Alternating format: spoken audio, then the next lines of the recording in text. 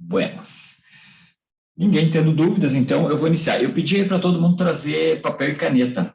Mandei no e-mail ali agora há pouco, né? Nós vamos ter aí algumas atividades, não querendo fazer, não precisa, não é obrigado.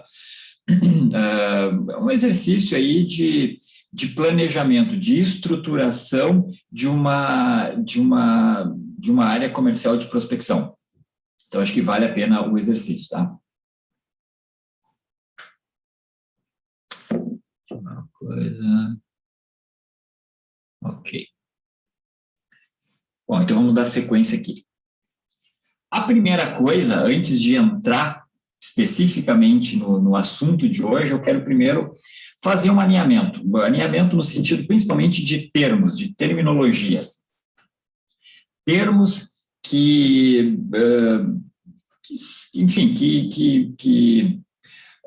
norteiam esse treinamento, que norteiam a área comercial.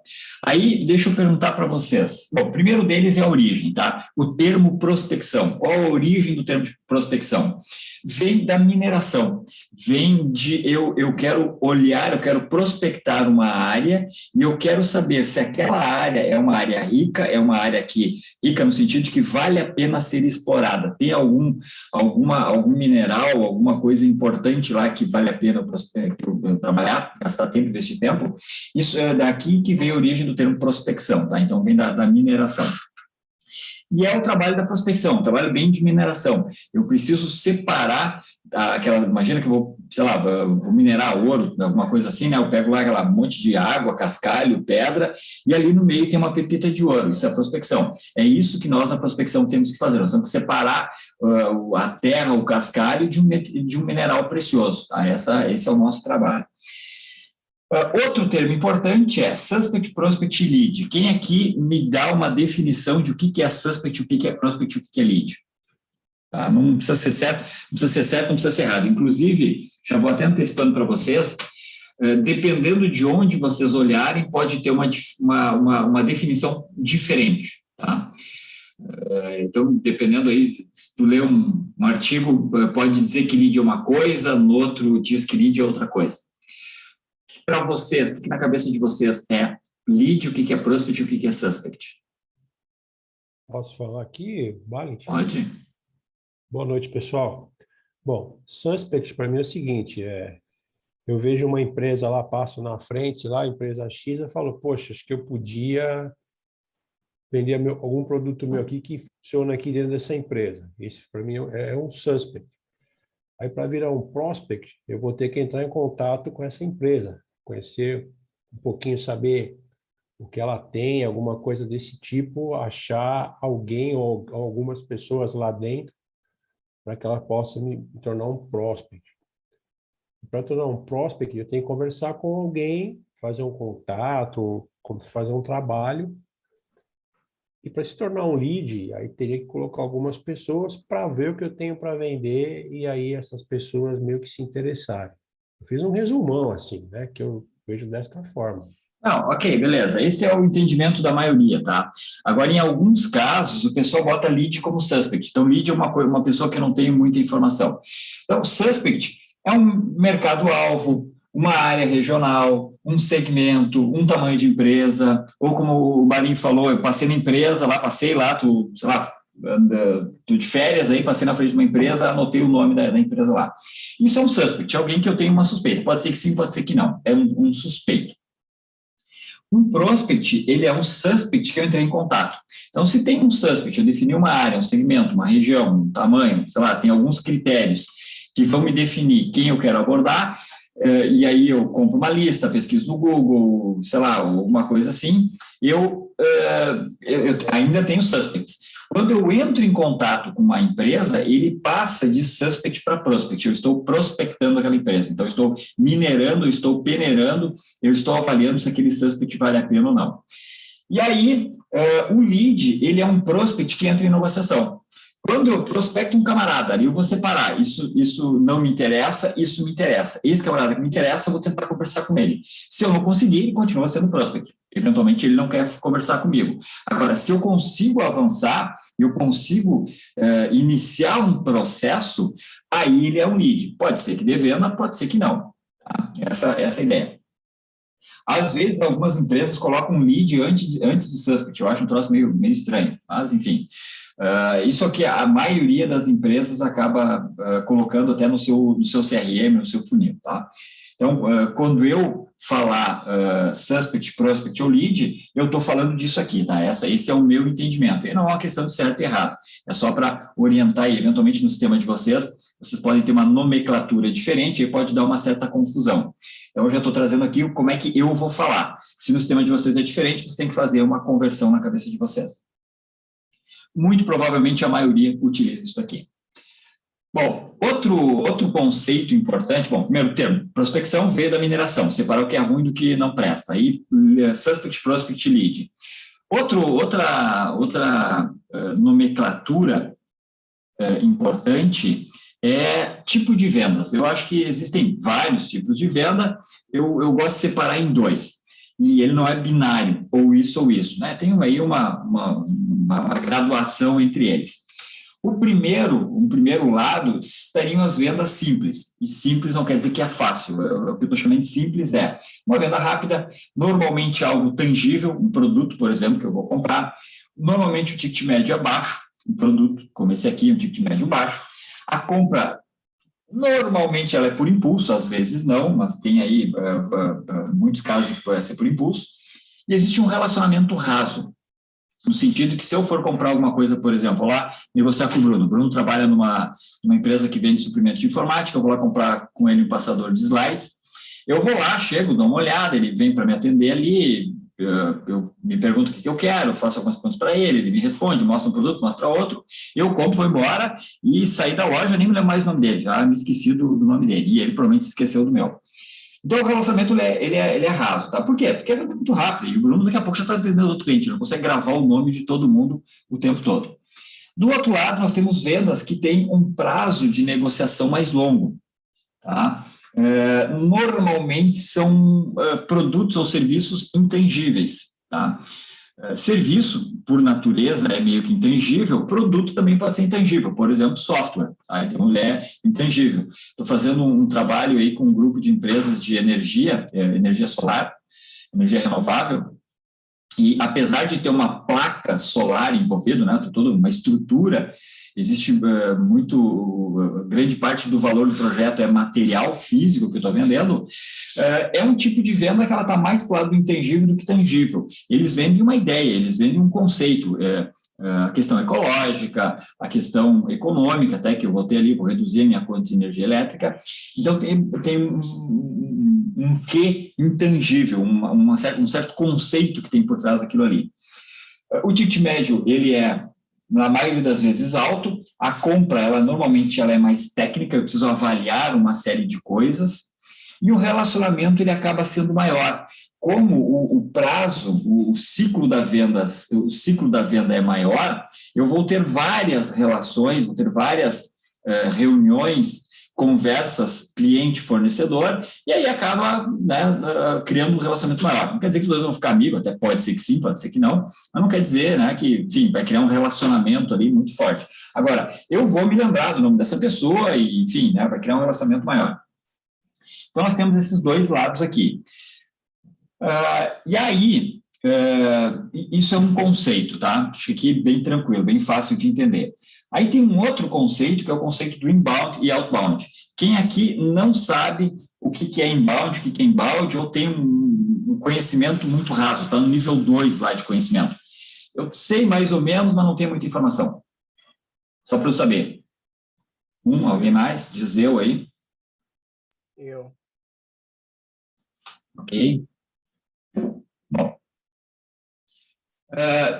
Tanto inbound quanto outbound os dois têm o mesmo objetivo. Os dois querem conquistar novos clientes. Eles têm por objetivo a aquisição de leads ou de prospects, tá? Vamos lá. Eles tentam pegar suspects e transformar em prospects. Basicamente isso, tá? Só que eles usam estratégias diferentes.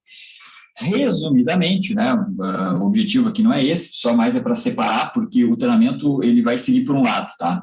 Então, a responsabilidade no sentido de quem toma a iniciativa No inbound, ela é passiva, ou seja, o cliente vem até mim, o cliente me liga, ou ele deixa uma mensagem no meu site, ou ele viu lá um contato de telefone, ele me liga, ou ele viu um contato de WhatsApp, ele me manda um WhatsApp, ele viu um contato de e-mail, ele me manda um e-mail, ou preenche um formulário, ele entra em contato comigo, tá? Ou eu vendi um projeto para alguém, e essa pessoa gostou do produto, do serviço, do preço, enfim, alguma coisa ela achou importante nessa relação, nessa negociação, e ela me indica para terceiros. E aí esse camarada vem até mim por indicação. Então, indicação até não seria bem inbound, tá? Mas também é um meio passivo de receber um cliente. Do outro lado, eu tenho o ativo. Eu vou atrás do cliente, eu vou ligar para ele. Esse cliente talvez nunca tenha ouvido, provavelmente nunca tenha ouvido falar em mim, talvez tenha, dependendo, né, do nome que a minha empresa tem no mercado, e ele não está esperando a minha ligação, não está esperando o meu contato, ele talvez não conhece o meu produto, não conhece o meu serviço, não conhece, e eu vou entrar em contato com ele. Eu estou tomando a iniciativa.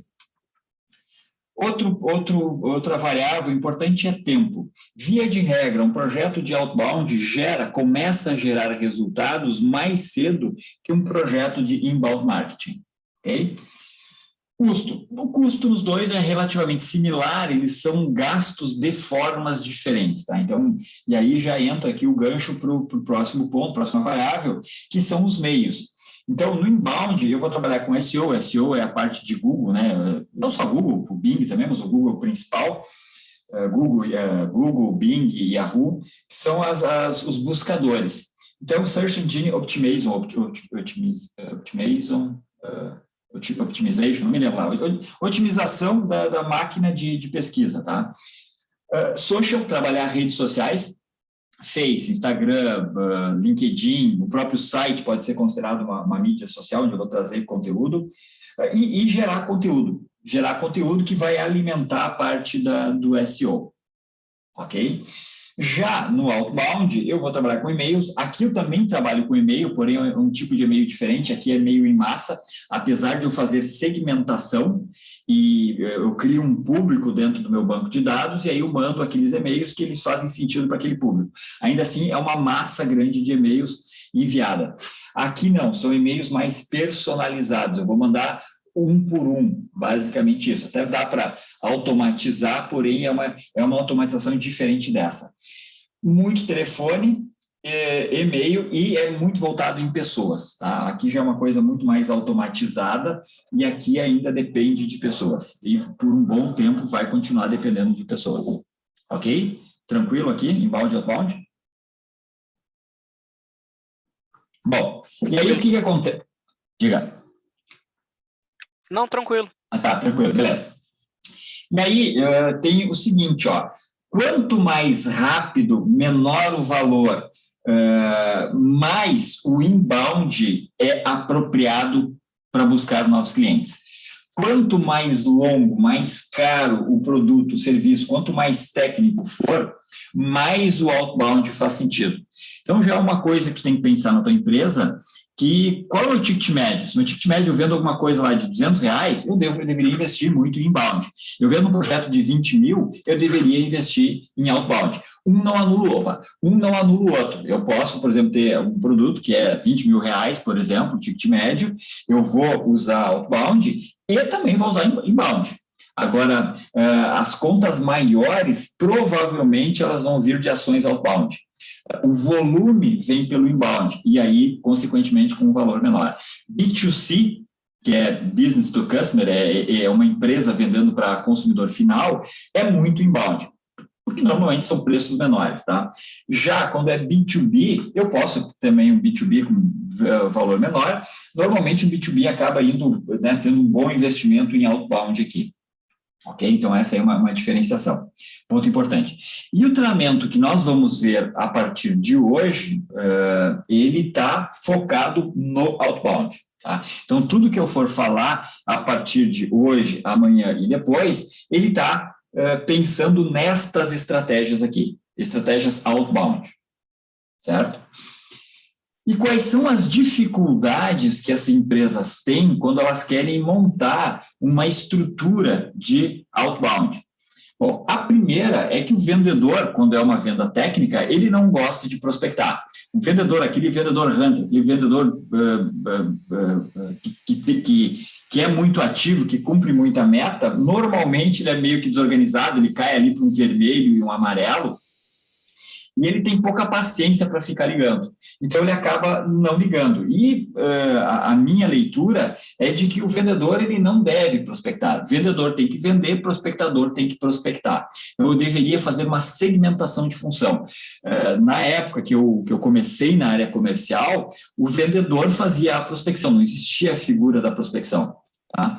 Até, eu acho que ia contar isso aqui no primeiro dia, né? Eu, em 2006, quando nós começamos a montar o DataSul Start, eu peguei a minha assistente comercial e pedi para ela fazer ligações para agendar a visita. Eu estava criando um modelo de prospecção para tirar da mão do vendedor essa tarefa, já que ele não gosta de fazer.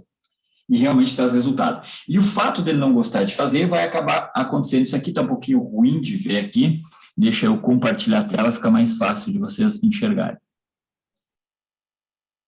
Vai gerar isso daqui, ó. Eu tenho lá um determinado período onde o vendedor ele vai cumprir meta. Vou fazer minha caneta aqui. Ele vai cumprir meta e aí ele está com o funil dele cheio. Como ele está com o funil dele cheio, ele não gosta de prospectar, ele para de prospectar. E aí ele começa a negociar, visita, projeto, proposta, não sei o que lá. O funil dele vai começando a esvaziar. Algumas contas ele ganha, algumas contas ele perde. Daí a pouco ele vê que o funil dele está vazio e aí ele se atraca que nem um louco a ligar para encher o funil dele. Aí ele enche o funil dele e daí ele para de prospectar. Aí o funil vai ficando vazio, daí ele dali um pouco prospecta de novo. Então, o que acontece é que ele prospecta só quando o funil dele está vazio. Ele prospecta só quando o funil dele está vazio. Para que eu tenha uma consistência no cumprimento, no atingimento de metas, eu tenho que ter alguém que é responsável por colocar lead dentro do funil.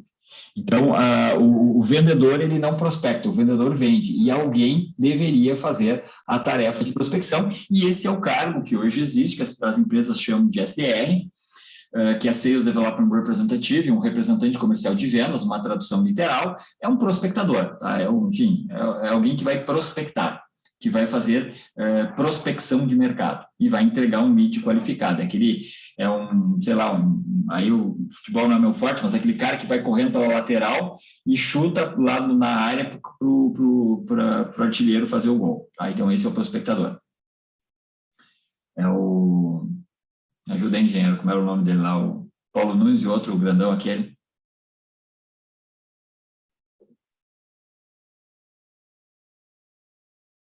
Jardel, lembrei agora. Jardel corria pela lateral e cruzava o Paulo Nunes fazer o gol. Enfim. Dando sequência aqui. Então, esse é um problema, tá? Falta de consistência. Esse é outro problema. O vendedor não gosta de prospectar e isso gera uma falta de consistência. Outro problema é o seguinte, tá, beleza, tem que contratar, tem que tirar isso aí do vendedor, vou contratar, então, um SDR, vou contratar um prospectador e vou delegar para essa pessoa fazer a prospecção. Aí, o que normalmente acontece é o custo de aquisição de cliente, ele eleva. O que é o custo de aquisição de clientes? Eu tenho todos os meus custos da área comercial, salário, internet, telefone, deslocamento, se for o caso, enfim, tem todos os custos. Eu vou pegar esses custos todos e vou dividir pelo número de clientes que eu adquiri no mês. Isso vai dar o meu custo de aquisição de cliente. Quanto maior o custo, maior o CAC.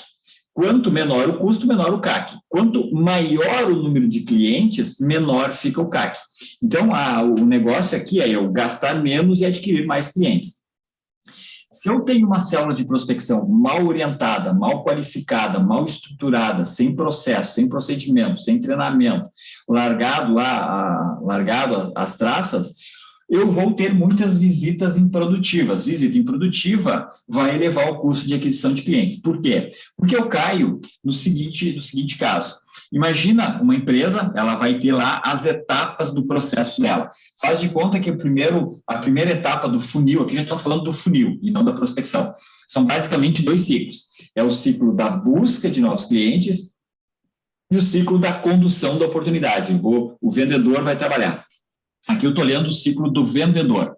Aí, a primeira etapa é o entendimento. entendimento, abordagem, primeira visita, levantamento, o nome que tu quiser. Eu preciso entender o negócio do meu cliente. O problema, as dificuldades do meu cliente. Depois eu tenho que provar. Eu tenho que, de alguma forma, provar que eu consigo atender aquilo que eu levantei ali na primeira etapa. Depois eu tenho que montar um projeto que vai atender aquelas necessidades. Aí depois eu vou negociar. E aí depois eu vou ter um contrato, ou não, se eu perder. Tá? Esse seria uma sequência de como que as coisas acontecem. Faz de conta que de cada, sei lá, entraram 10 empresas, 10 prospects entraram aqui no meu funil, viraram leads, eu tenho 10 leads. Desses 10 leads eu consigo levar 8 para projeto, para prova, 7 para projeto, 6 eu levo para negociação e 2 eu fecho o contrato. Se esses forem os meus números, eu vou ter o que eu chamo de uma taça de vinho. Então, todo mundo conhece o conceito de funil, né? O funil é aquilo, é o funil de vendas, as empresas vão entrando e lá no final saem os meus clientes. O problema é que quando eu descarto poucas contas, eu tenho um trabalho aqui muito grande e esse trabalho muito grande vai aumentar o custo de aquisição de cliente. E aí, o custo de aquisição de cliente, só um pouquinho aí. O custo de aquisição de cliente, ele fica alto exatamente por isso, porque eu tenho um trabalho excessivo em gente que não quer comprar. E aí tem duas formas de resolver. Uma é como é que eu trabalho o funil, e a melhor de todas, ou a mais eficiente, ou a que tem talvez um impacto maior, um custo menor para a empresa, é prospectar melhor.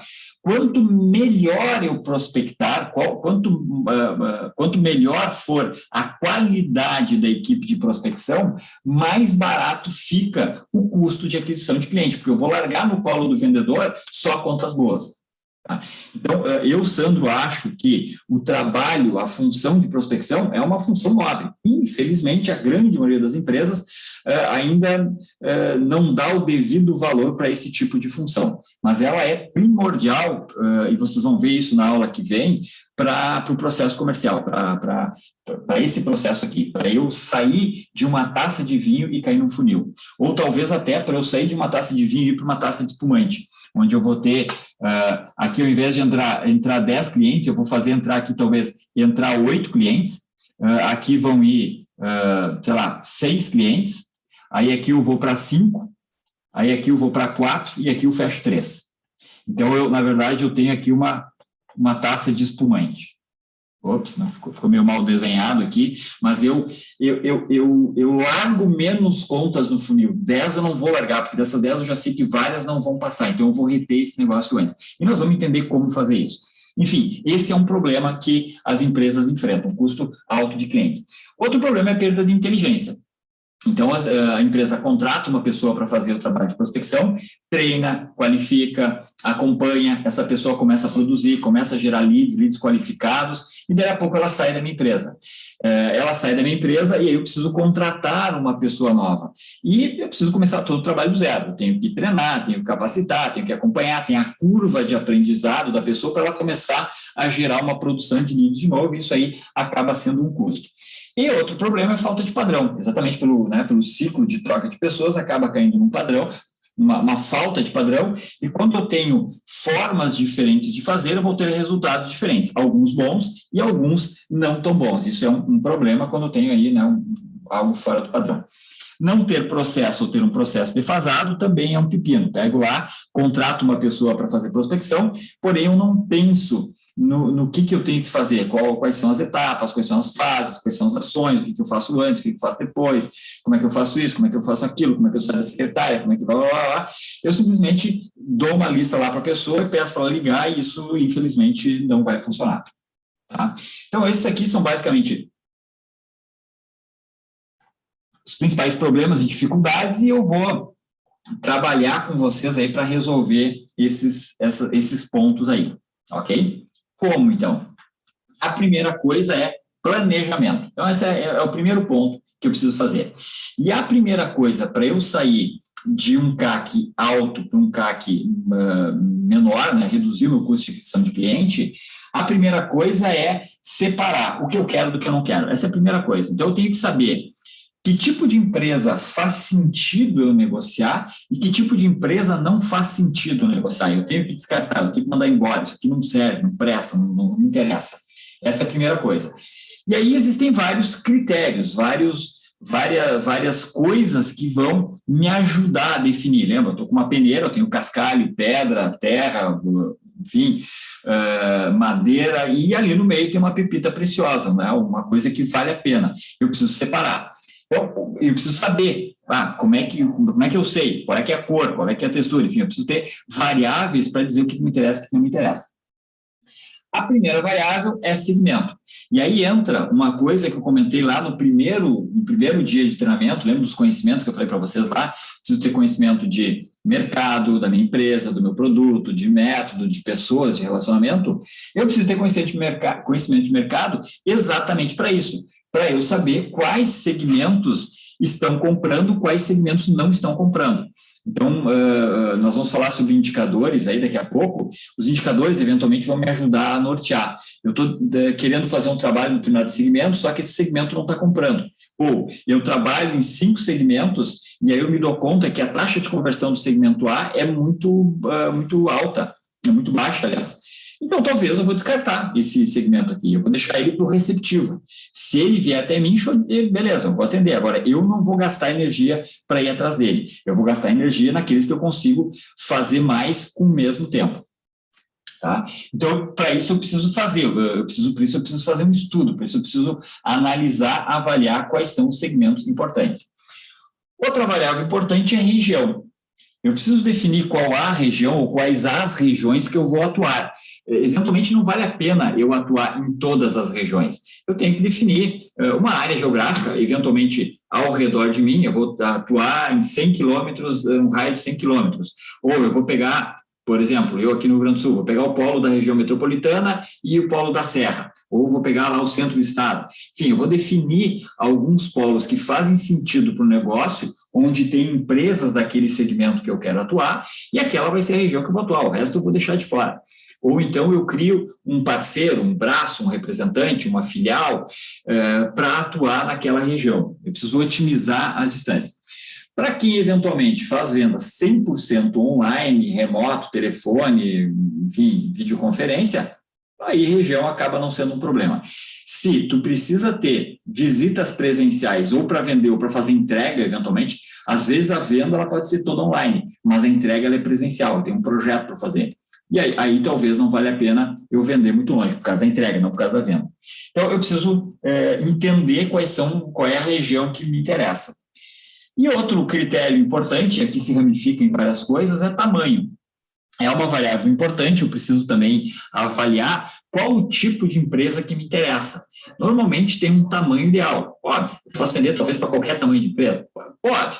Agora, para qual tamanho de empresa que eu consigo vender mais fácil ou que eu consigo vender com mais margem? Eu vou ter talvez menos interações, enfim, não interessa. Eu consigo ou vender mais rápido ou vender com menos custo. Eu preciso, então, entender qual é esse tamanho. De repente, alguns tipos de tamanho fica muito caro, porque ele é muito pequeno, ou talvez eu sou muito pequeno, não tenho estrutura, o cliente é muito grande, eu não consigo atender aquele cliente muito grande. Então, eu preciso entender, avaliar qual o tipo de tamanho ideal e aí trabalhar. E aí, tamanho, segmento é basicamente olhar o KNAI, olhar, enfim, né, o tipo de empresa é fácil de avaliar. Região também, Google ali, barbada. Tamanho, eu preciso escolher critérios. Então, eu vou ver, se eu vendo, por exemplo, para escolas, número de alunos, é um bom indicador de tamanho. Se eu vendo para varejo, lojas, número de checkouts, talvez. Se eu vendo para, sei lá, para uma empresa de serviço que faz limpeza, número de funcionários. Então, número de funcionários, vamos dizer o tamanho da empresa. Uma empresa de serviço precisa ter pessoas. Então, eu preciso, em função do segmento, eu preciso entender quais são as variáveis, quais são os critérios desse critério, os subcritérios desse critério que eu vou avaliar para saber se eu tenho interesse ou se eu não tenho interesse. Ok? Faz sentido até aqui? Sim. Beleza. Então, agora, tá ruim de ver aqui, eu vou pedir aí para que vocês peguem o papel e caneta que vocês que eu pedi para vocês trazerem. Eu vou querer que vocês, eu vou mandar isso aqui para vocês amanhã, tá? Amanhã vai estar na caixa de vocês, esse material, que nem nos outros dias, e eu vou mandar também, isso aqui tem um PDF, é um documento, pode até mandar em Word, nem vou mandar em PDF, que é para, se vocês quiserem editar, mudar as colunas aqui e tal, podem mudar, tá? Então, o que eu quero que vocês façam aqui? Eu quero que vocês coloquem quais são os segmentos que vocês vão atuar e quais são as dores que aquele segmento tem e como é que eu atendo. Então, por exemplo, digamos que eu vendo um software educacional, vendo para universidades. Qual é a dor do segmento? Aí, assim, eu posso ter universidades, posso ter escolas, posso ter escola fundamental, escola técnica, né? Pode ter vários tipos de escola. Universidade, quais são as principais dores desses caras? Matrícula, por exemplo. Matrícula e rematrícula. Como é que eu atendo? Eu tenho uma plataforma web com um sistema de não sei o que lá, com não sei o que, com não sei o que ajuda a questão da matrícula. E aí pode ter mais dores, tá? Então, aquele segmento pode ter essa dor, pode ter uma outra dor que é a retenção de alunos. Um problema é matrícula, outro problema é retenção de aluno. O aluno que ele se matricula, faz vestibular, começa e abandona o curso. Então, abandono, evasão escolar é um pepino para esse segmento. Então, cada segmento pode ter as suas dores. O que eu quero que vocês façam agora? Eu quero que vocês elenquem aqui quais segmentos vocês trabalham, e eu quero que vocês coloquem do lado quais as dores que esses segmentos têm. E como é que tu atende? Aqui no nível muito simples, tá, pessoal? Que nem eu disse para vocês aqui, não precisa... alguma coisa bem simples. E não precisa preencher tudo. Pega aí uns 2 segmentos, quais são as dores desses segmentos e como é que tu atende. E vai ficar de tema para vocês preencher isso, porque na aula de amanhã, eventualmente, nós vamos voltar para esse conteúdo aqui, ok? Dúvidas sobre isso daqui? Não? Tá, então preencham aí, vou dar aí uns 5 minutos para vocês, não precisa, de novo, como eu falei, não precisa colocar todos os segmentos que vocês atendem, mas coloquem pelo menos uns 2 segmentos que vocês atendem para exercitar aqui. E, eventualmente, também, Sandro, eu trabalho eu vendo só para consumidor. Só que eu vendo conta premium, eu vendo, por exemplo, eu vendo imóvel. Imóvel eu vendo para pessoa física, não vendo para pessoa jurídica. Ok, mesmo assim, eu tenho segmento, por exemplo, eu posso ter produtos, então, segmento poder trocar por produto. Tenho imóveis classe A, imóveis classe B e por aí vai, classe C. Então, eu tenho clientes classe A, clientes classe B. Isso seria a minha segmentação, tipo de cliente. Ok? Façam aí uns 5 minutinhos para vocês preencherem isso daqui. Se alguém tiver dúvida, é só me chamar.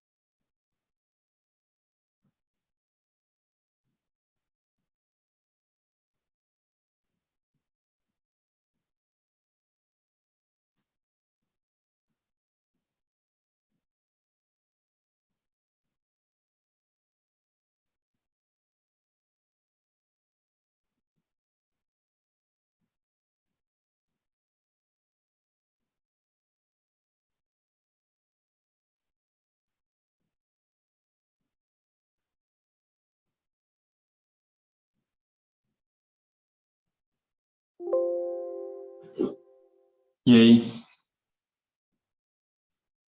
Seguiram? Querem mais tempo?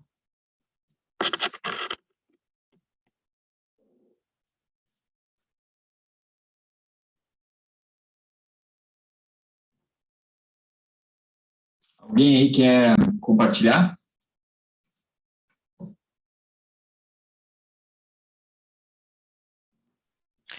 Eu vou ler aqui. Primeiro me diz o que vocês vendem. Eu estou trabalhando vendendo software de automação e integração de atendimento ao cliente. Show, beleza. Vai lá. Aí, o segmento A são as empresas, né, de terceirização de call center. A principal dor é a dificuldade de atender projetos menores em razão do custo do software. E como eu atendo é propondo contrato flexível, on demand. Ok. O segmento B são as empresas que terceirizam o seu atendimento ao cliente, né? E a principal dor é que as informações ficam descentralizadas, principalmente se tiver mais de um parceiro. E aí, como eu atendo, a gente oferece o software na nuvem, que permite que a empresa terceirize o atendimento, mas forneça a tecnologia para as informações Boa. ficarem dentro de casa. Boa, boa. De bola. É isso aí. Alguém mais quer compartilhar, hein?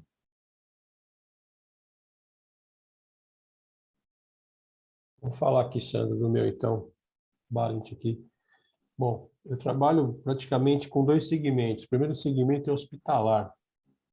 Eu trabalho numa empresa de software que desenvolveu uma solução para fazer rastreabilidade de enxovais. Lençol, uniforme de médico, fronha, todo esse tipo de coisa. E como é que é feito isso, para a pessoa entender rapidamente? E tem uma etiqueta de RFID, que é aquela mesma coisa que tem nos pedágios, para exemplificar para quem não conhece. Quando você passa pelo pedágio, ele lê, tem um leitor, uma antena, que quando você vai chegando perto do carro, você manda sinal, ele lê que você tem crédito e passou. Então, o que acontece nesse segmento? Quando você não tem os lençóis tagueados, por exemplo, e com essas etiquetas, você manda para a lavanderia, você não sabe se aquele lençol foi, quer dizer, se ele foi, se ele não voltou, onde que ele está. Então, tem muita perda em cima disso. Então, quando você põe esse tag, a partir do momento que um lote de lençol vai para uma lavanderia e todos esses lençóis estão tagueados, passou pelaquela antena, ele vai contar, vamos imaginar que tenha 100 lençóis. Ele passou, ele vai ler os 100 lençóis automaticamente, a intervenção humana foi. Ele disse que o lençol A, B, C, D foi para lá. Quando voltar, tem que voltar os mesmos números de lençóis. Então, esse é o principal dor hoje que tem nesse segmento. Então, a nossa solução é o quê? É taguear esses lençóis para você conseguir não ter essas perdas. Esse seria um dos casos para a lavanderia, hotéis, né, hospitais. Ok. Correto? Outro caso é os portos containers, que é muito similar a isso. Então, quando chega um container num porto, que está cheio de mercadorias dentro, você tem que taguear esse container para saber em que posição você colocou dentro do porto para você poder achar. Então, quando a gente coloca esses tags, ele rastreia. E tem uma outra tecnologia que é Real Time Location System, que a gente chama, que na verdade você consegue enxergar pelo mapa, que você vai ter uma planta aqui na tua tela bonitinho, ele vai te apontar em que local esse container ele vai realmente estar, ele vai te mostrar ali, ó, tipo um GPS, ele vai te mostrar, ele está lá na ponta, ali quase lá no final do porto, por exemplo. Então, isso é o tipo de soluções, né, que eu vendo, esse é o meu produto, vamos dizer assim. Tá, beleza, show de bola. Só uma dica, um feedback para ti, tá, Valentim? Isso aí, inclusive, vai ser assunto da próxima aula. Tu trabalha muito no que e pouco no porquê, tá? Essa aqui, inclusive, é exatamente um exercício de trabalhar mais no porquê. Aqui tu falou mais no que tu entrega, tu deu foco muito mais no que tu atende do que nas dores. E para prospecção, é muito mais importante as dores do que como eu atendo. Sim, claro, inclusive, o discurso, quando eu vou abordar, o como eu atendo, ele é quase, vou exagerar aqui, eu já cheguei a falar para vocês que eu gosto de exagerar, porque o exagero fica mais fácil de entender. Eu vou exagerar, então. O como eu atendo não vai para nada, não serve para nada. O que realmente importa é qual a dor do cliente. Uhum. Tá? Esse é o mais importante, e principalmente na prospecção. No processo de vendas, que talvez seja a tua função, ele até, ok, né, tu meio que equilibra os dois. Lá já, como eu atendo, começa a ser mais importante. Na busca, na prospecção, a dor é mais importante do que como eu faço. Tá? De qualquer forma, o trabalho está bem feito. Tu fez os três, o segmento, a dor e como eu atendo, tu deu uma ênfase muito grande nessa. Então, um feedback, se tu for fazer prospecção, é procurar trabalhar mais na dor. Alguém mais quer compartilhar?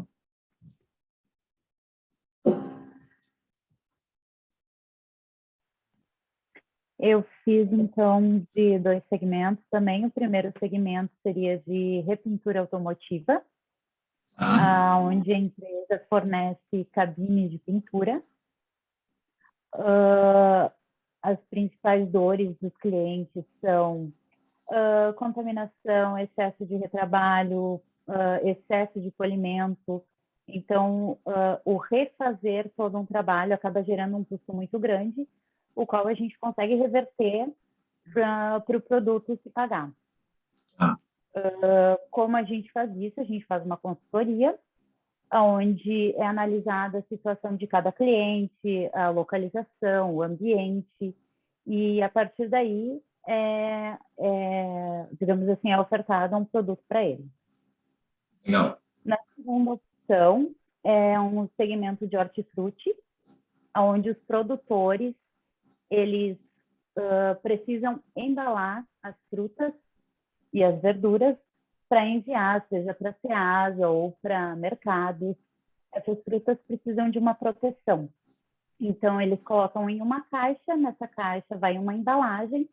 Essa embalagem precisa, muitas vezes, ter um dimensional específico, ela precisa ser produzida de matéria virgem, ela precisa, muitas vezes, ter uma perfuração específica. Então, também é prestada uma consultoria, onde cada caso, cada situação é analisada, desenvolvido o produto e entregue para o cliente. Normalmente é trabalhado com amostragem.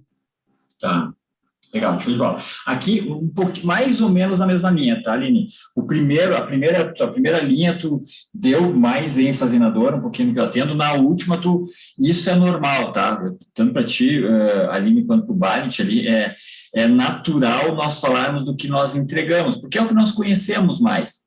A dor do cliente é mais difícil de conhecer e de entender. Para a prospecção, eu tenho que fazer esse exercício de pensar na dor dele. O que eu entrego não serve para nada, exagerando. Tá? No teu primeiro exemplo, tu fez muito bem, Aline. No segundo, ficou bom também. O feedback fica que tu colocou uma ênfase maior no que vocês entregam. Tá? E para a prospecção, isso faz muita diferença.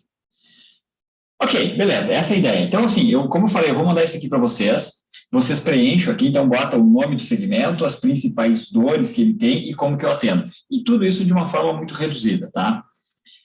Nós vamos trabalhar mais isso aqui nas próximas aulas, fiquem tranquilos. Provavelmente amanhã ou no máximo depois. Bom, dando sequência, então, saber quais segmentos, não é só saber qual o segmento que eu atendo. Eu preciso, além de saber qual o segmento, eu preciso saber quais são as dores, o que aflige esse camarada, que dificuldades ele tem. Ele só vai comprar de mim se ele tem uma dor, se não tem uma dor, não vai comprar. E eu preciso saber, eu preciso estudar ele. Tá? E aí entra um pouco naquele estudo de mercado também. Bom, então, primeiro eu preciso saber para quem que eu quero ver, eu preciso separar. E aí tem as variáveis, segmento, região e tamanho. Eu aqui fiz esse exercício, óbvio, né, por segmento só. Região é uma coisa que é importante também, você tem que avaliar, tem que fazer, né, um cálculo ali de quanto vale a pena eu me deslocar, se tiver deslocamento, senão eu trabalho no Brasil inteiro. E a questão de tamanho também ela vai mudar aí, nós vamos trabalhar isso um pouco mais à frente. Tamanho vai entrar ali, depende do segmento, depende do que eu vendo, eu vou ter que ter critérios para saber tamanho, tá? Vamos entrar mais à frente. Outro ponto importante, então, é processo. E aí, de novo, existe diferença entre método e processo, aqui eu vou meio que misturar um pouco das duas coisas, tá? Se nós formos falar de macro processo, macro fluxo, nós enxergamos a área comercial da seguinte forma. Existe aqui uma primeira etapa, que é uma preparação de terreno, ou o que o mercado chama de inbound marketing. Aqui, então, eu vou fazer... o inbound marketing, ele tem basicamente duas funções. A primeira função... Cadê meu lápis? Aqui. A primeira função é preparar terreno. Como assim preparar terreno? Eu vou divulgar a minha marca, eu vou dizer para o Google, vou dizer para o mercado, para o mundo, que a minha empresa existe e o que a minha empresa resolve. E aqui, de novo, o foco é na dor. Olha, existe esse problema acontece assim, acontece desse jeito, o reflexo desse problema é outro. Eu tenho que falar da dor e não do que eu faço, quando eu vou fazer estratégias de inbound. Inbound e outbound, tá? Porque os dois têm os dois querem atrair clientes. E se eu quero atrair clientes, eu tenho que falar nele e não em mim. Então, eu vou divulgar a minha empresa, vou né, passar esse conhecimento. E aí, um reflexo disso é que eu vou aquecer algumas oportunidades. E aí, acontece aquilo, de um camarada foi lá, viu o meu site, ele preencheu um formulário pedindo mais informação, ele viu o meu telefone, ligou, mandou um e-mail, me chamou no WhatsApp, eu aqueci uma oportunidade, que pode ser boa, pode ser ruim. Bom, outra etapa é o Finder, é o outbound, é a prospecção. Aqui fica, então, o SDR, tá? Essa é a função do SDR, Sales Development Representative e prospectador. O que ele vai fazer? Basicamente, duas coisas. A primeira e mais importante é buscar oportunidades de forma ativa. Lembra? Aqui eu sou passivo e aqui eu sou ativo. Então, aqui no Finder, na prospecção, eu vou buscar clientes. Então, essa é a minha principal função. De forma ativa, buscar clientes. E eu vou receber também esses leads que vieram do inbound e eu vou fazer uma qualificação de oportunidades. Mesmo que o inbound ele melhorou, vem melhorando cada vez mais, com melhores inteligências, ainda vem muito lixo. Então, digamos, por exemplo, de novo, eu estava dando treinamento para o pessoal de energia ontem, e eles vendem energia renovável. Aí um determinado camarada estava olhando na internet, viu esse negócio, viu um post no Instagram, se interessou por esse negócio de energia renovável, energia solar, é ecológico, é econômico, e ele entra em contato. Só que ele tem um custo mensal de R$200 por mês de energia elétrica. Para ele é bastante, ele quer economizar. R$200 para ele, no custo fixo dele é alto, ele quer economizar. E aí ele vai ligar porque ele quer um projeto de energia solar. Só que um projeto de R$200 ele não se paga. Um projeto, para começar a se pagar, tem que ser R$500, R$800 para cima. Uma pessoa física que tem uma conta mensal de R$800 ou mais, vale a pena ela fazer um projeto de energia, desde que ela tenha, óbvio, incidência de sol no teto, sei lá, numa casa ou no edifício, se for o caso ali e tal. Ou até mesmo um açougue, um supermercado, uma coisa assim. Então, vem muito lixo, lixo no sentido de que é uma oportunidade que eu não quero, ela está lá naquele, eu não quero, não vale a pena, não vai fechar. Se entrar no funil, vai só levar o CAC, porque o vendedor vai entrar em contato e na hora não vai fechar porque vai ficar caro, o custo-benefício não vale a pena. Então, o SDR tem duas funções. A principal, buscar oportunidades e qualificar o que veio do inbound marketing. E aí, ele vai encontrar oportunidades, não interessa de onde, ele vai passar para um hunter, para um executivo de contas, para um vendedor, para um gerente de contas, o nome que tu quiser dar aí na tua empresa, que tem uma função, fechar a oportunidade, transformar aquele lead em cliente. Então, eu vou pegar aquele lead, fazer ele assinar contrato comigo, ele vai fazer uma compra comigo. Essa é a função do hunter, essa é a função do vendedor. Fechou a conta, vai para um farmer, para um gestor de carteira, um camarada que vai fazer o pós-venda, vai fazer o, sei lá, customer success, o que quer que seja, e ele tem duas funções, fidelizar cliente, então o cliente vai ficar fiel a mim, porque o meu concorrente eventualmente vai querer tirar ele de mim, então eu tenho que fidelizar, e além de fidelizar, ele tem que fazer novas vendas, eu tenho que vender mais para esse cliente, tá? Então essas são as funções. Normalmente, a grande maioria das empresas, o vendedor ele acaba fazendo a mesma coisa, tá? A mesma coisa. Acaba fazendo as duas coisas. Ele vende e faz a gestão da carteira. Se for uma empresa relativamente pequena, vai lá, não é questão da empresa ser pequena. Se eu tenho um número pequeno de clientes, ok. Se eu tenho um número grande de clientes, já vale a pena eu segmentar. Por quê? Porque o perfil comportamental, e vocês viram isso na aula passada, de um gestor de carteira e de um hunter é diferente. Qual que é o perfil comportamental de um gestor de carteira? Que cor ele tem que ser? Ou que conjunto de cores? Azul. Azul. O farmer, o gestor de carteira, azul. Isso. Alguém acha diferente? Eu, verde. Verde. Quem falou verde? Eu, a Carla. Ah, Carla, isso. Verde, tá? Gestor de carteira tem que ser verde. Por quê? Porque o gestor de carteira, ele vai escutar o cliente, ele vai escutar os pepinos, o cliente vai reclamar, ele vai corrigir os problemas, ele tem que ser cuidadoso, ele tem que ser zeloso, ele tem que se preocupar legitimamente pelo problema do outro, tem que resolver, e aí ele vai fidelizar o cliente, e óbvio, ele tem que também vender, ele vai ter que fazer. É bom ser azul? Sim, é bom ser azul. Agora, ele tem que ter um bom verde lá em cima, porque é o que vai fazer muita diferença. Qual que é o perfil comportamental de um hunter?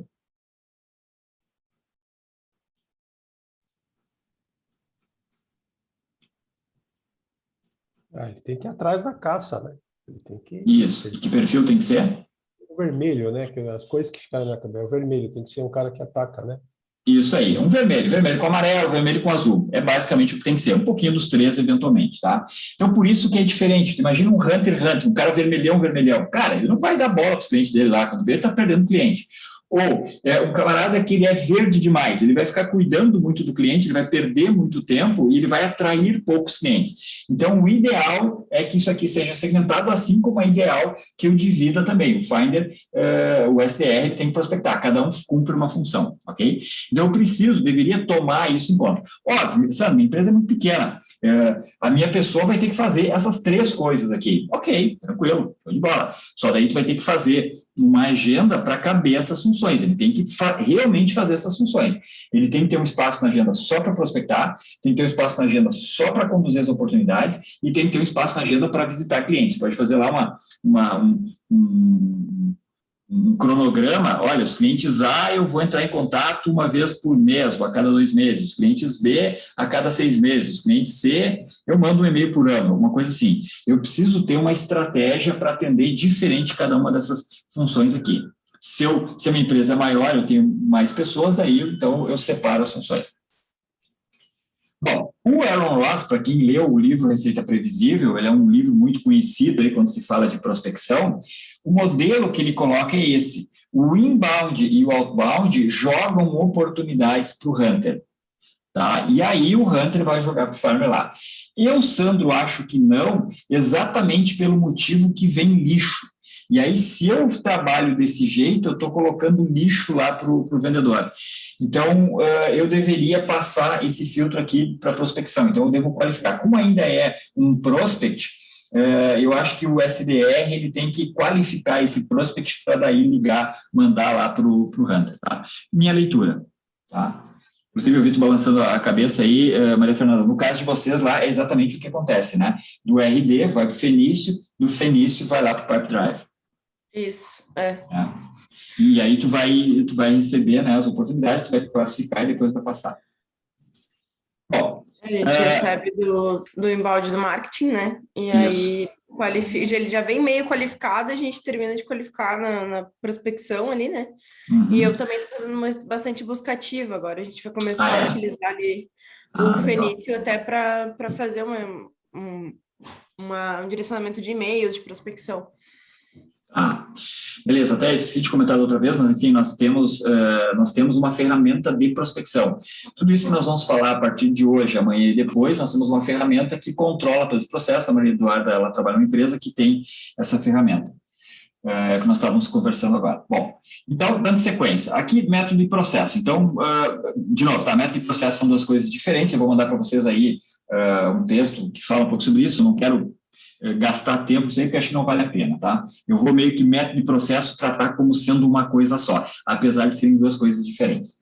Então, eu preciso de metodologia, preciso de processo.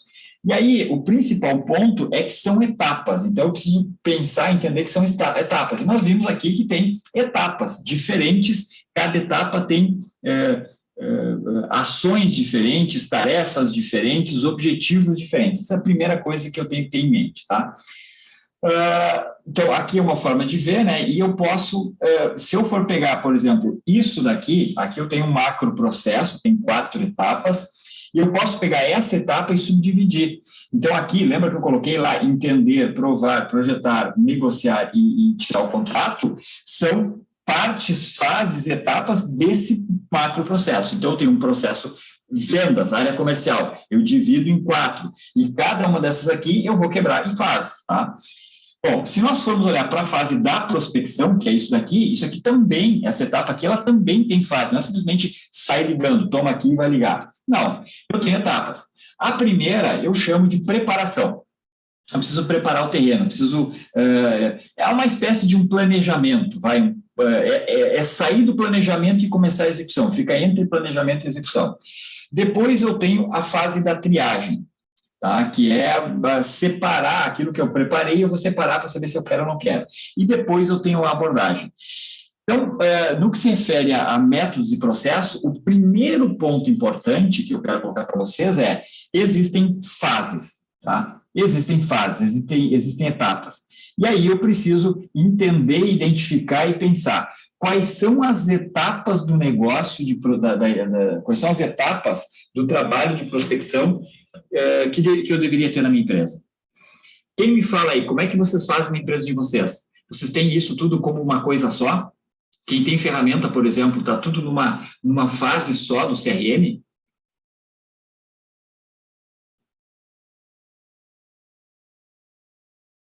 Alguém aí quer dar algum exemplo?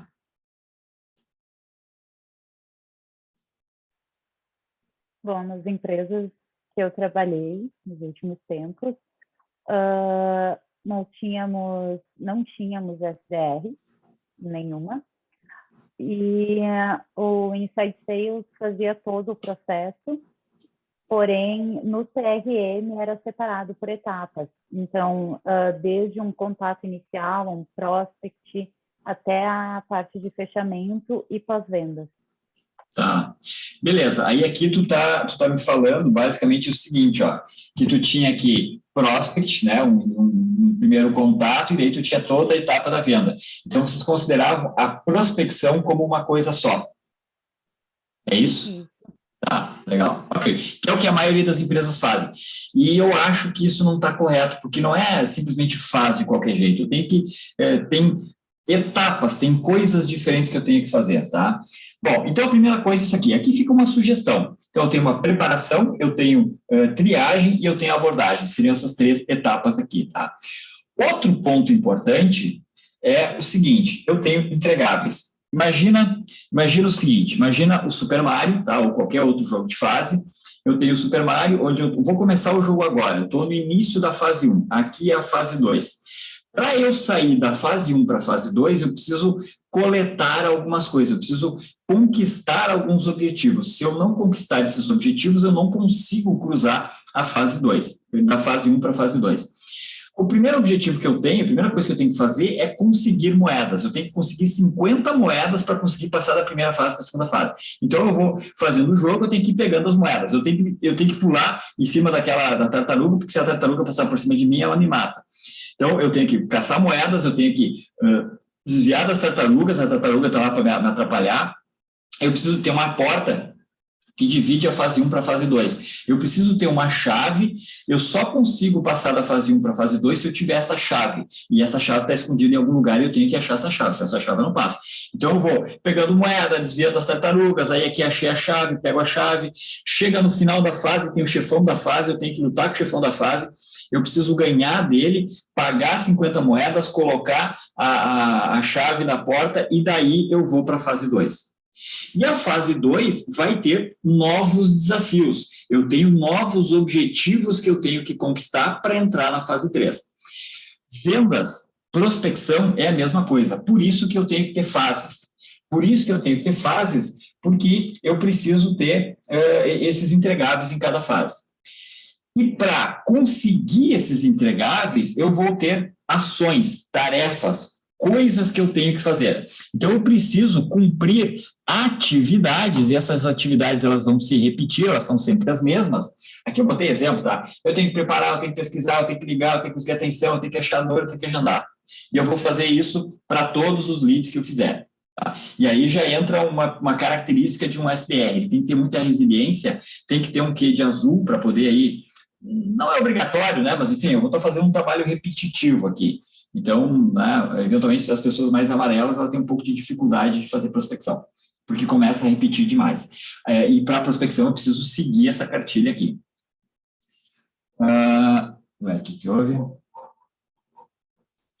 Tá. Então, resumindo, eu tenho que ter fases, eu preciso saber quais são as etapas, eu tenho que ter entregáveis, e nós vamos ver quais são os principais entregáveis daqui a pouco, e eu preciso ter ações. No que se refere a método e processo, no que se refere a processo, talvez eu diria que é isso daqui, tá? Eu tenho essas etapas, cada etapa eu preciso saber quais são os entregáveis, qual é o resultado, eu tenho que ter moeda, eu tenho que ter chave, o que eu preciso conquistar para poder avançar de fase, e o que eu tenho que fazer para conquistar aquele entregável para daí trocar de fase. Ok? Isso é um resumo do que se refere aí a planejamento, tá? Dúvidas até aqui?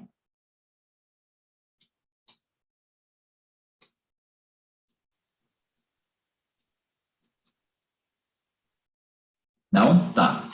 Bom, eu até poderia perguntar, mas não vou perguntar, acho que não vale a pena. Fica como sugestão essas 3 etapas aqui, tá? Eventualmente pode ser só triagem e abordagem. Sandro, preparação eu não quero fazer. Eu diria que na prática vocês acabam fazendo, tá? Só que isso não fica no sistema, ele acaba sendo uma fase. Agora, triagem e abordagem são 2 etapas distintas e importantes no processo de prospecção. Se na tua empresa não tem essas 2 etapas, é bom que tu crie. Se tu trabalha a prospecção como uma coisa só, saiba que na prática tu estás fazendo 3. E aí o ideal é que tu separasse isso, tá? Não, obrigado, tu vai conseguir controlar melhor. Bom, então, se eu tenho fases, eu tenho entregáveis e eu tenho ações, eu consigo medir. Eu consigo criar indicadores. Imagina que eu tenho lá um Ford 29, por exemplo, ou, sei lá, um DKV, sei lá, um carro muito antigo aí.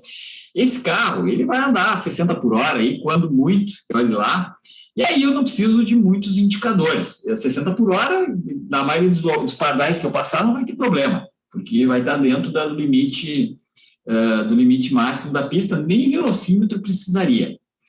Então, agora, eu posso ter aí uma Lamborghini, um Bugatti, posso ter aí, sei lá, um carro top, plus, advanced, mais aí, custa rios de dinheiro e muito veloz, e ele precisa ter uma série de painéis, ele precisa ter uma série de instrumentos. O que eu quero dizer com isso? Quanto maior a velocidade, mais faz sentido eu ter indicadores. Quanto mais lento eu ando, menos eu preciso de indicador. Pega um Boeing, por exemplo. Cara, ali olha o painel de um avião, um monte de instrumento. Por quê? Porque é algo muito mais crítico, eu preciso de vários instrumentos. No nosso dia a dia, nós não precisamos ter nem o que tem um Boeing, mas também o que tem um DKV, talvez num Ford 29, lá talvez seja muito pouco. Então, eu preciso ter aí alguns indicadores. E como é que eu construo indicadores? Eu construo indicadores em cima disso. Ou em cima das ações, ou em cima dos entregáveis, e eles podem ser por fases. Tá? Então, aqui eu tenho tudo que eu preciso para começar a criar os meus indicadores. Tá? O que são indicadores? Indicadores é que eu tenho que controlar. Então, eu posso ter indicador para tudo que é coisa. Agora, nem tudo que é coisa eu vou querer controlar. Algumas coisas acontecem, tem algumas ações que eu faço, só que não vale a pena controlar. Algumas valem. Tem alguns entregáveis que eu tenho que, se eu controlar, não dá nada. Se eu não tiver um medidor para esse cara aqui, não dá nada. Tem alguns entregáveis que é bom medir. É bom eu saber que ele está caindo, está subindo, que ele está modificando, está saindo do padrão. Então, eu quero agora mais 5 minutinhos para vocês. Eu quero que vocês pensem em quais são os indicadores que vocês têm que ter na área de prospecção. Aqui, o importante, prospecção, não é venda. Então, é na busca de novos clientes. Contratos assinados, não me interessa.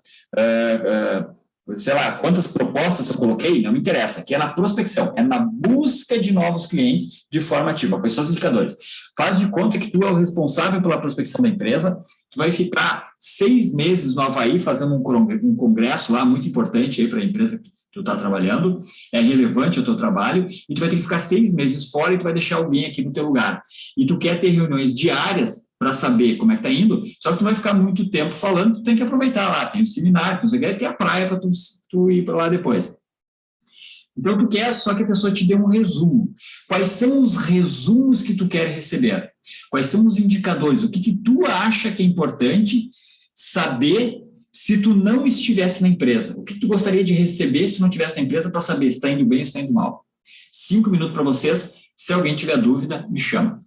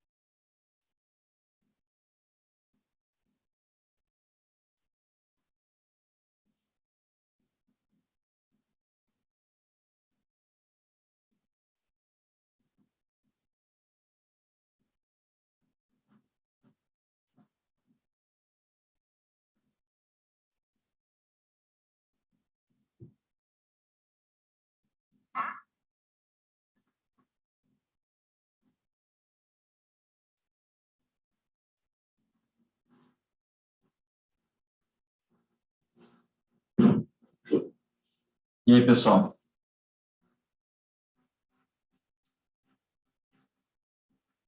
Que indicadores vocês acham importantes?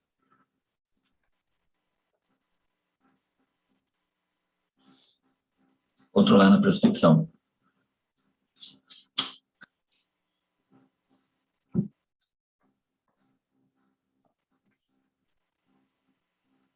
Acho que eu iria querer saber qual foi o número de abordados, né? Ah, O número de qualificados, ok. o número de desqualificados Boa. e os interessados. Tá, Ah, tá. Ok. Qualificados, qualificados, desqualificados, quantos se interessaram. Ok, show de bola. Boa. Bons indicadores. Alguém mais? Eu também fui bem por essa linha, né? Volume de leads gerados, quantidade de leads qualificados, tempo médio de resposta do lead, né? Quanto tempo a gente está levando ali para estar interagindo com aquele lead. O processamento de leads num mês. Também a carga de leads de um mês para o outro, quantos foram perdidos ou quantos realmente viraram oportunidades, né? E número de oportunidades geradas. Boa. Boa. Que é o qualificado com interesse ali, que o colega, acho que foi o Rômulo, colocou, é isso, né? Aham. Perfeito. Nomes diferentes, a ideia é a mesma. Beleza, alguém mais aí quer compartilhar? Eu fui mais ou menos na mesma linha deles ali, só que eu coloquei assim o número de contatos. Vamos ver semana, vai, para pegar como uma referência, né? Beleza. Quantas ligações foram feitas numa semana? Dessas ligações, o que deu para qualificar dentro daquele plano dentro da empresa vai querer, em cima do montante? Desses qualificados, o que conseguiu gerar lead e conseguiu fazer um contato? Esses contatos, o que conseguiu marcar de visita, né? E dessa visita, o que gerou alguma proposta? Beleza. Bom. Muito bom. Ok, beleza. Temos um fator novo aqui, ligações. Ok. Alguém mais?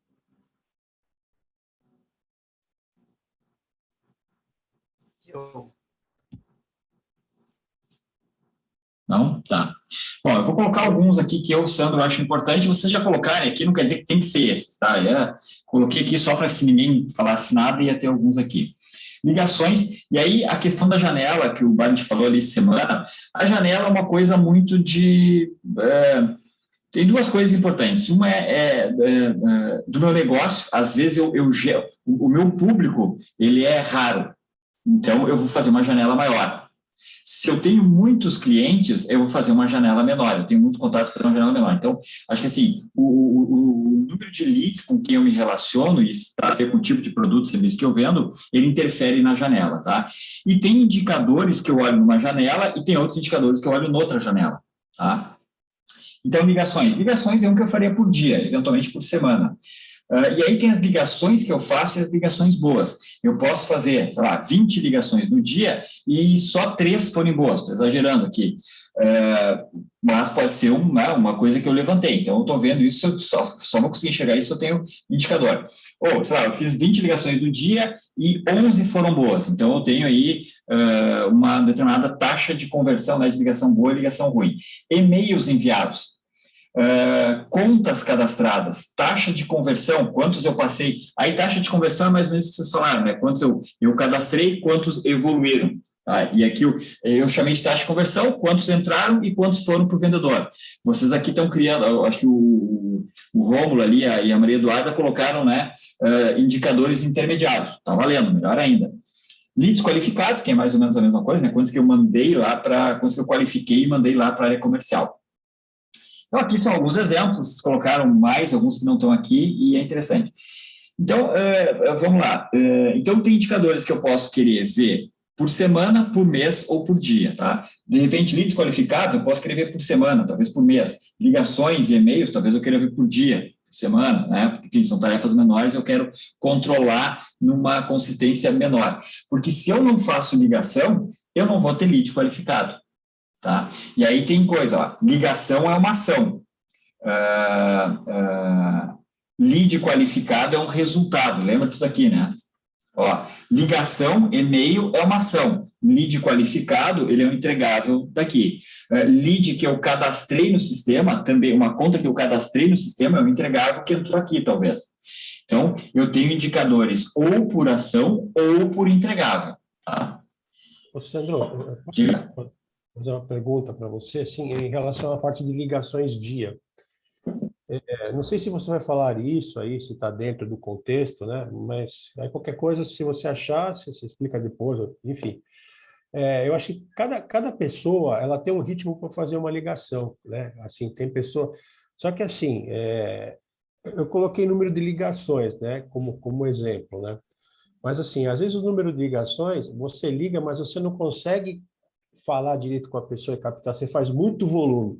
E às vezes o volume não te gera nada, né? Então, às vezes, eu penso da seguinte forma, às vezes o pouco de ligação que você, quer dizer, não que você vê que aquela pessoa não te deu resultado, mas se você fizer um pouco, por exemplo, se fazer 10 ligações, se você conseguir fazer 5 ligações que sejam boas, ela é uma variável, assim, rentável também. O que você acha? Assim? Você entendeu o meu ponto de vista? Sim. Tem vários pontos aí em cima disso que tu falou, Band. Primeiro, eu acho que talvez eu não tenha explicado direito aqui ligações de ligação boas, tá? Ligações diz o seguinte, eu fiz 20 ligações e dessas 20, 11 eu consegui falar com a pessoa que eu queria.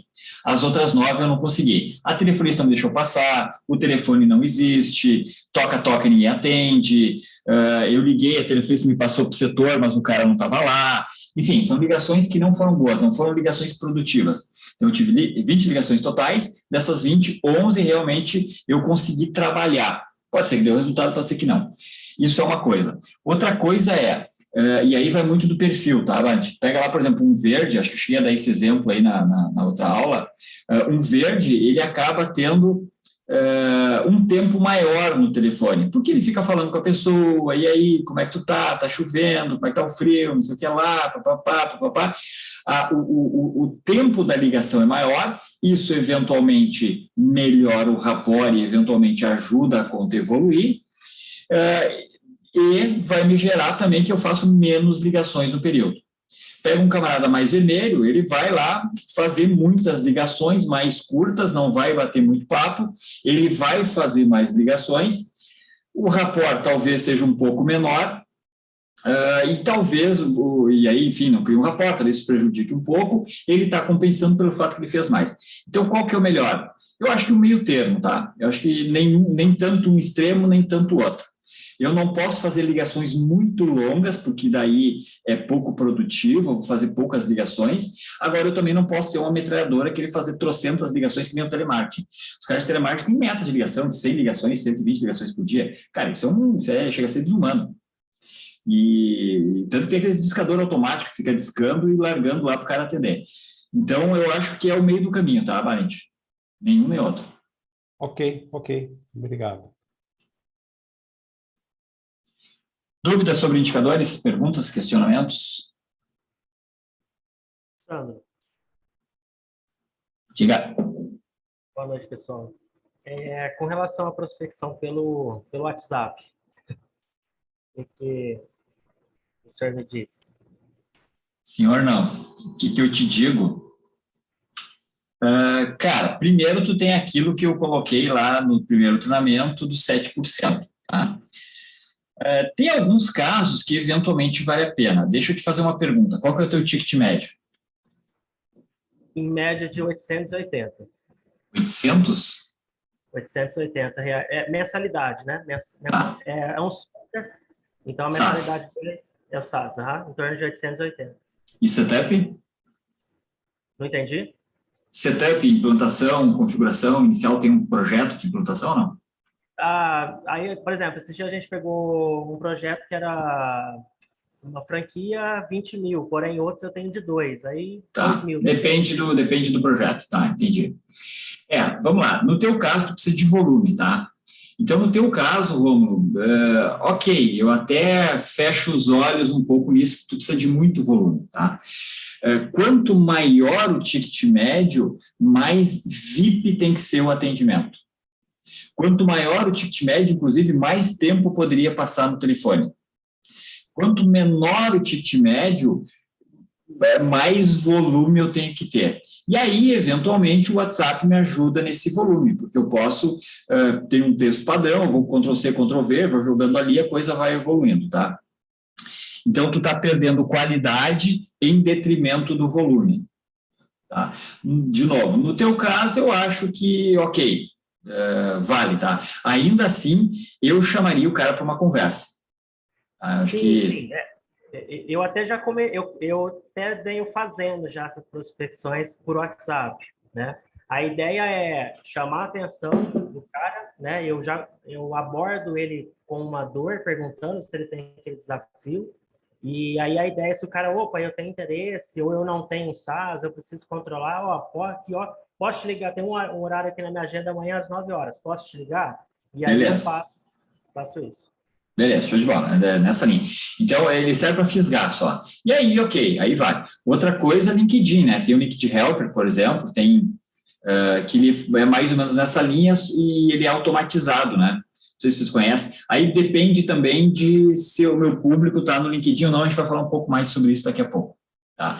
Então, respondendo a tua pergunta. Ok, com devido cuidado, dá para fazer, dá para usar, acho que as ferramentas que estão aí, elas devem ser usadas. Se elas vão nos ajudar, tem que usar. Aí, nesse caso, aí, eu acho que vale a pena. Valeu. Como é que estamos de horário aqui? Meia hora. Tá. Bom, aí nós vamos para outro ponto, que é personas. Então, outra coisa que eu preciso entender é quais são as personas que eu vou entrar em contato. Lembra, eu tenho segmento. Eu vou atender lá, por exemplo, questão de hospitais, ali que o Bart falou do negócio dele lá, que ele faz o negócio lá de colocar RFID nos lençóis lá. Então, ele vai falar com hospitais.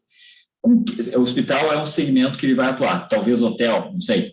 Ele tem que, então, saber com qual persona, com que função ele vai falar da empresa. E ele tem que tomar cuidado, persona não é cargo, tá? Uma coisa é persona, outra é cargo. Às vezes, é muito comum eu ter 1 ou 2 cargos que eu englobo na mesma persona. O que é persona? Persona é alguém que tem um tipo de dor, dificuldade, e que vai interferir no meu discurso. Por exemplo, se eu falar com o dono e se eu falar com o diretor administrativo, as dores vão ser eventualmente as mesmas. Se eu falar com alguém da TI, a dor é totalmente diferente. Se eu falar com alguém do RH, é totalmente diferente. Se eu falar, por exemplo, nós temos aqui a Ângela aqui, que é a nossa cliente também, ela usa Finício e ela vende trabalho de segurança do trabalho. Ela pode falar com o engenheiro da segurança, ela pode falar com o técnico da segurança. Ela pode eventualmente até falar com alguém do RH, se for uma empresa menor, que cuida da questão da segurança. São 3 cargos diferentes que tem a mesma dor. Então, a persona ela acaba sendo meio que única. Eu até posso ter o cadastro da função, né? Esse cara ele é engenheiro, ele é técnico, então qual que é o cargo dele? Agora, como persona, como discurso, é o mesmo, não muda nada.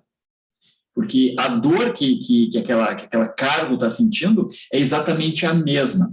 E aí, ou seja, persona, eu vou montar, as personas, eu vou montar de acordo com o meu negócio, não posso copiar as personas de uma outra empresa, né? Eu trabalhava numa empresa, sei nessa empresa, vou trabalhar em outra, e eu quero trazer tudo, exatamente as duas personas aqui, não vai dar certo. Então, a minha empresa, ela tem um negócio, eu tenho um serviço, eu tenho um produto que eu vou vender, eu vou atingir determinados segmentos. Esses segmentos têm pessoas que trabalham e tem pessoas que têm dores que eu consigo atender. Se tem o cargo A e o cargo B que sentem a mesma dor, é uma persona só, tá? Então, cargo e persona não são a mesma coisa. Em alguns casos, até são. Em alguns casos, cada cargo que eu atendo, que faz sentido o meu produto, meu serviço, tem dores distintas, então eles vão ser personas distintas. Ok? Então, agora, o que eu vou querer que vocês façam? Deixa eu compartilhar a tela para vocês enxergarem aqui que, infelizmente, na TV aqui não está indo bem. Eu quero que vocês façam o seguinte, ó. Eu quero que vocês avaliem aqui quais são as personas com quem vocês têm que falar. Lembra, persona não é cargo. Se eventualmente ficou confuso esse negócio de persona cargo, bota cargo. E aí, como é que e aí tu vai colocar, então, o cargo A, o cargo B, o cargo C. Quais são as personas com que eu devo atacar para vender o meu produto no segmento que eu acho interessante? 2 minutinhos aí.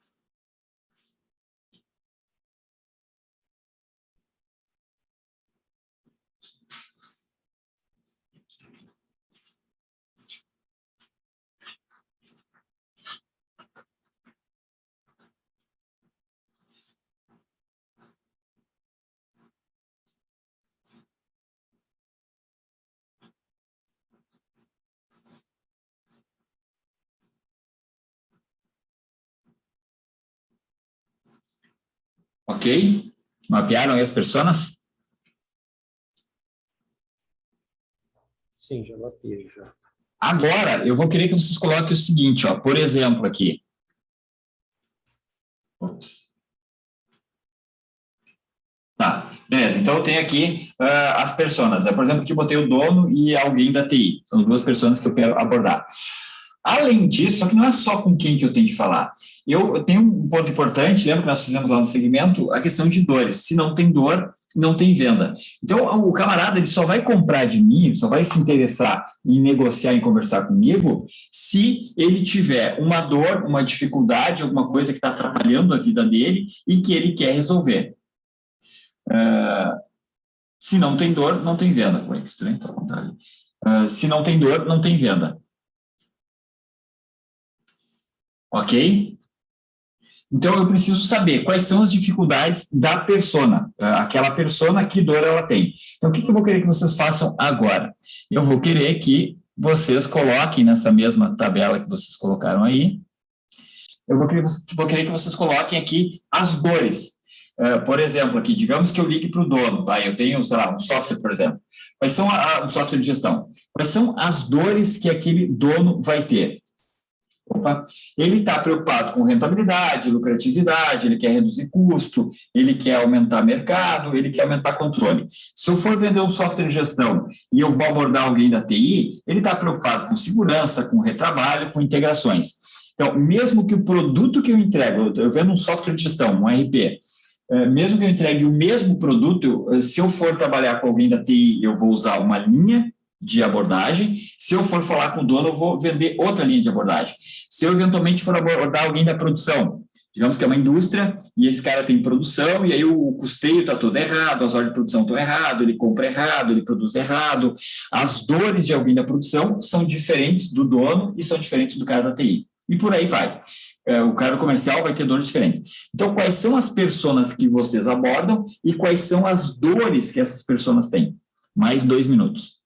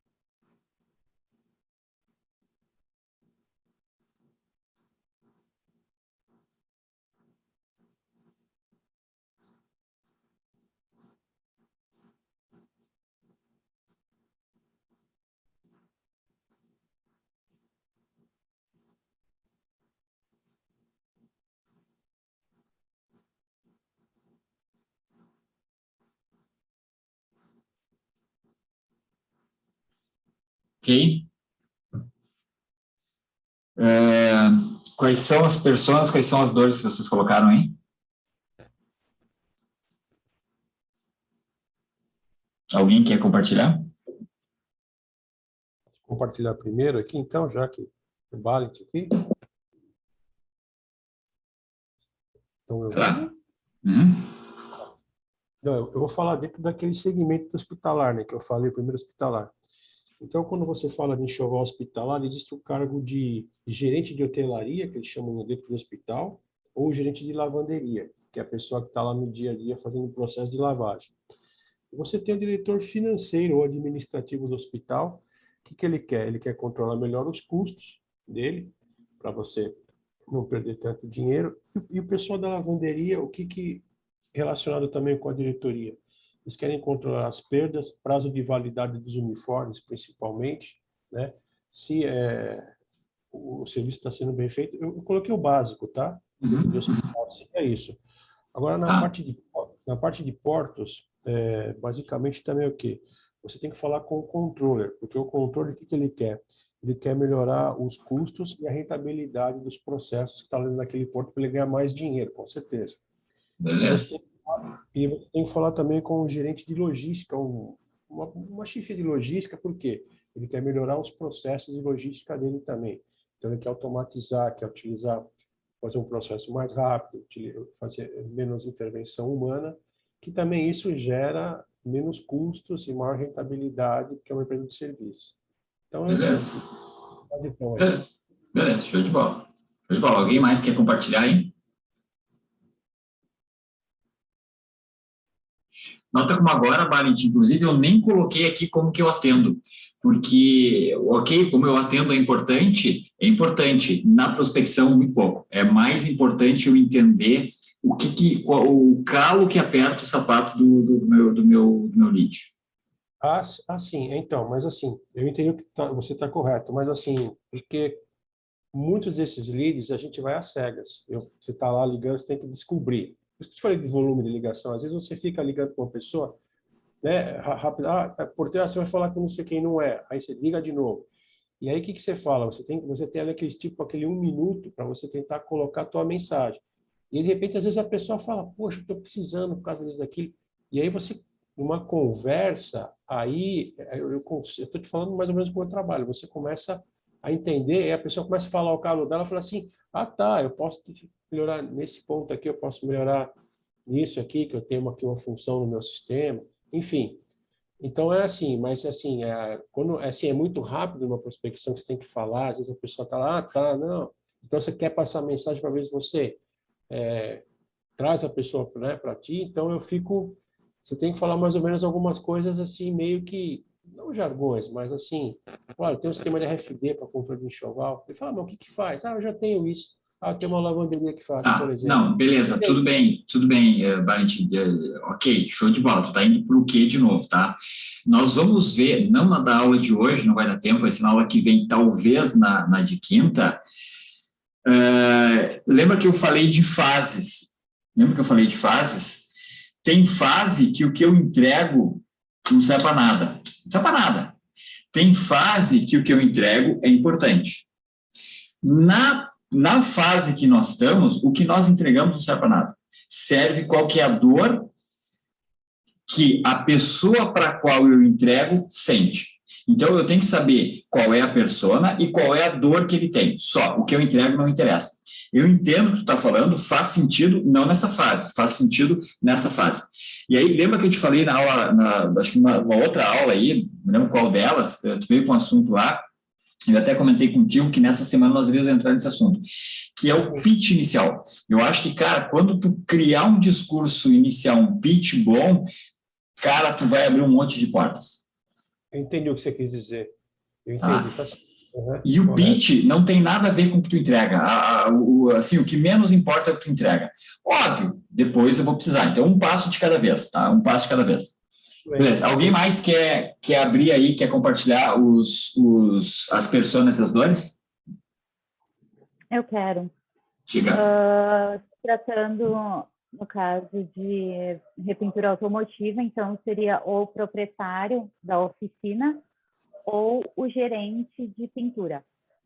Então, para o proprietário, as maiores dores são os gastos com hora trabalhada e com matéria-prima para retrabalho, notificações do meio ambiente por expulsão de voláteis, reclamação dos clientes sobre a demora no tempo de entrega, e muitos querem aumentar o fluxo, aumentar a empresa.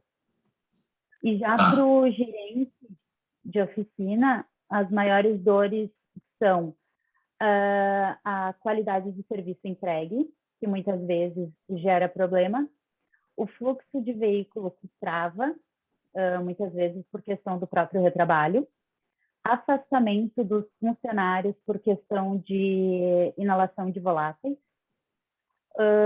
ambiente descontrolado, muitas vezes por questão de umidade, por questão de temperatura, onde acaba atrasando também a entrega dos produtos. Tá, beleza, show de bola.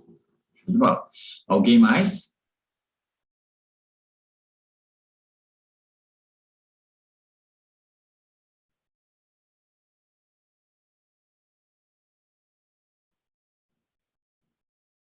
Ok, beleza.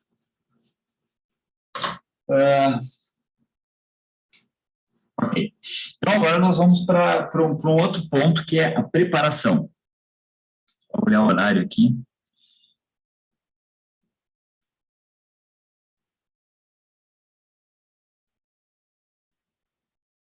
Só ver uma coisa aqui, galera.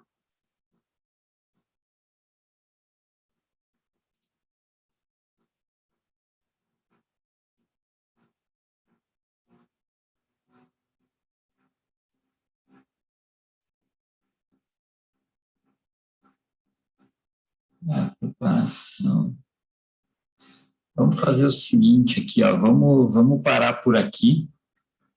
Vamos parar por aqui, porque se eu começar agora, eu não vou conseguir terminar até as 9.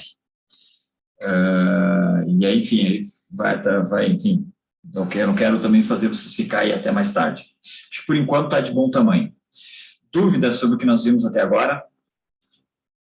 Vocês acharam que está muito raso, está muito simples? Acho que, enfim, ficou bom, não ficou bom? Agregou, não agregou? O que vocês gostaram, o que vocês não gostaram? Eu acho que ficou legal, principalmente o enfoque na parte das dores. Isso, para mim, já valeu bastante a pena, porque eu também fico esquecendo. Então, é dor, dor, dor e dor. Beleza. Para mim também valeu a pena a questão de separar as causas, digamos assim, das dores, como que a gente tem que abordar de forma mais correta, também chamou bastante atenção. Tá, ok. Beleza. Show de bola. Então, enfim, amanhã eu mando para vocês aí o material da aula de hoje, mando ali também aqueles formulários, tá? E amanhã nós vamos avançar, então amanhã nós vamos começar, aqui foi basicamente planejamento, tá? Amanhã nós vamos começar então na execução, mão na massa, como é que eu faço para preparar? Aqui agora eu vi o que tem que ser feito. E um pouquinho de execução do planejamento. Agora nós vamos na mão na massa no dia a dia, na execução mesmo, tá? Que é, aliás, amanhã. Amanhã de noite nós vamos botar a mão na massa nisso, tá? E aí vai começar a preparação, a triagem e depois a abordagem. Ok? Dúvidas? Beleza. Comentários? Então, tá, beleza, show de bola. Pessoal, lembrando, tá, para quem quiser o certificado, eu preciso que preencha lá, porque ali eu acabei não fazendo aqui, fica complicado de eu monitorar quem está e quem não está, eu estou na confiança de vocês aqui, tá? Lá na pesquisa que eu coloquei da semana passada, tem os 3 dias e vocês têm que marcar se vocês participaram no dia 1, no dia 2 no dia 3, tem que ter 75% de aproveitamento para o certificado, tá? E aí, ao final dessa semana, na sexta-feira, provavelmente, eu vou mandar uma outra pesquisa desses outros 3 dias para daí, né, eu poder montar o certificado. Então, quem não responder lá não vai ter presença, não vai receber o certificado. Às vezes, teu certificado é bom, até às vezes, se eu quiser procurar emprego, eventualmente, ter um certificado de ter feito um treinamento desse pode ajudar. Né? Ou, às vezes, até, se eu faço gestão comercial, por exemplo, preciso ter algumas horas, né, comprovar, já serve o certificado também. Beleza? Então tá. Amanhã, 7 horas. 6h30 a sala vai estar aberta, um pouquinho antes, de repente eu abro a sala. E 7 horas eu encontro vocês. Ok. Ok. Beleza? Beleza. Obrigado. Boa noite. Tá. Feito aí. Até mais. Até mais, Jean. Obrigada, boa noite. Até mais.